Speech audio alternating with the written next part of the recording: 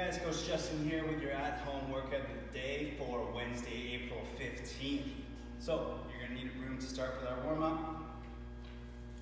Our prep involves 3 movements, starting with a hinge rotation. So I want you to take your broomstick, hold it at your shoulders, kind of like a back squat. Feet are hip width parallel to one another. You're going to hinge down.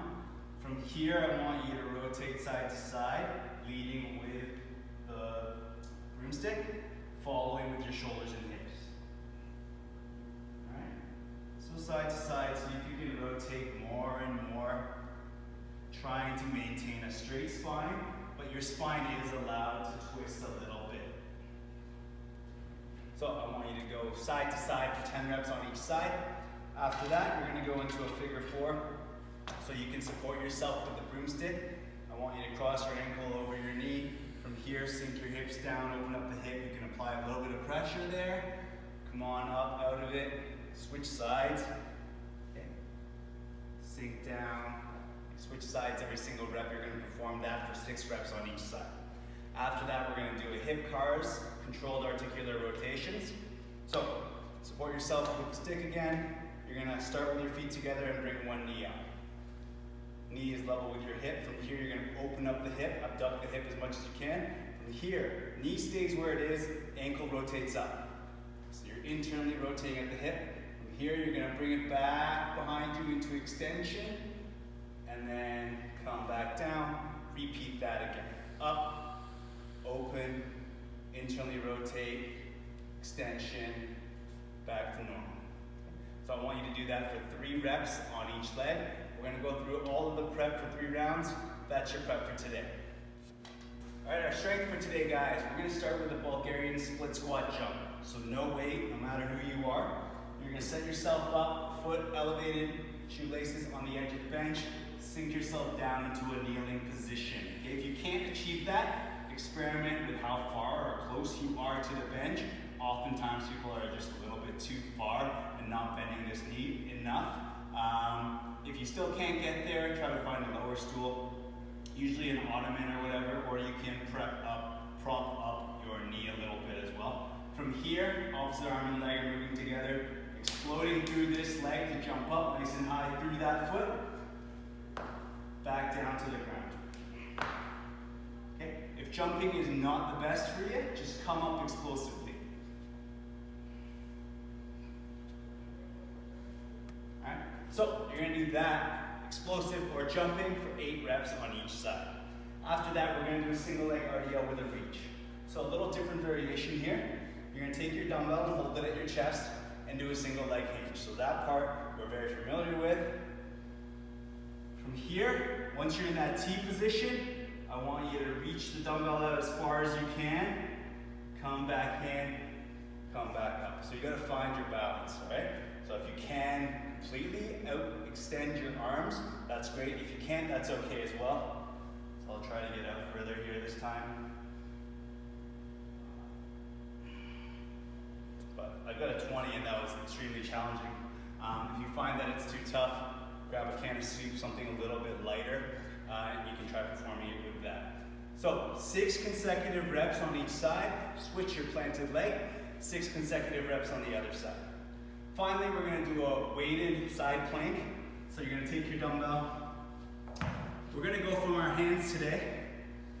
So either stack your feet on top of one another, or for better balance, you can put your top foot in front and bridge your hips up. Straight line from your head to your feet, supported on my hand. Right? I'm also squeezing my hips forward, and you're going to hold that for 20 seconds on each side. We're going to go through all of that for 4 sets, and that's your strength for today. All right, we got movement recover today. So long held stretches or poses that are going to focus on recovery. We got 4 different poses. We're going to hold everything for 2 minutes. First pose, Sphinx pose. Set yourself up on the ground, face down, and then you can come up onto your elbows, shoulders directly on top of your elbows, and then you can look up a little bit, or if you want to be more passive, you can rest your head down and focus more on your spine and not your neck. If this is a little bit too much for your lower back, you You can come down, make a couple fists, rest your chin on your fists, or single fist, or hands flat on the ground. Everyone's going to be a little bit different, especially with if you got issues with your lower back. So 2-minute hold there. Second pose is a needle thread. Set up on your hands and knees.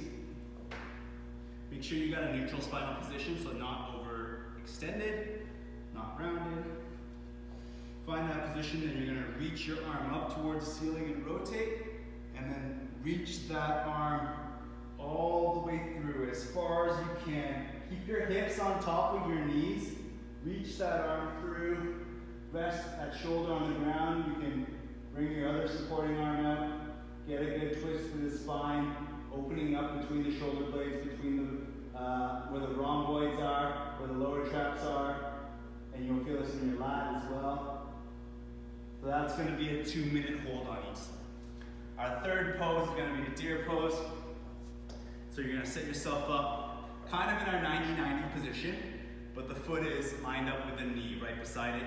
And then you're going to lean in towards your leading knee and bring your chest down that way. Okay, some of you might find good effect just by being up here. Some of you might be able to go down onto your elbows. Some of you might be able to touch your chest to the knee. Okay, wherever feels right for you. So 2 minutes per side there. And finally, our caterpillar pose. You're going to set yourself up on the ground on your butt, knees are straight, toes up, and then you can reach forward here like this and get a good stretch here in the back of your legs.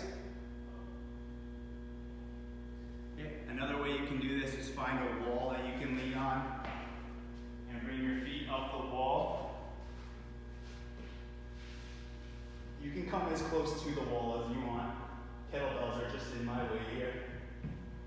And just passively hold it there, getting a good stretch all through the posterior of your knees. All right, so that's a 2-minute hold there. And that's your movement recovery for today.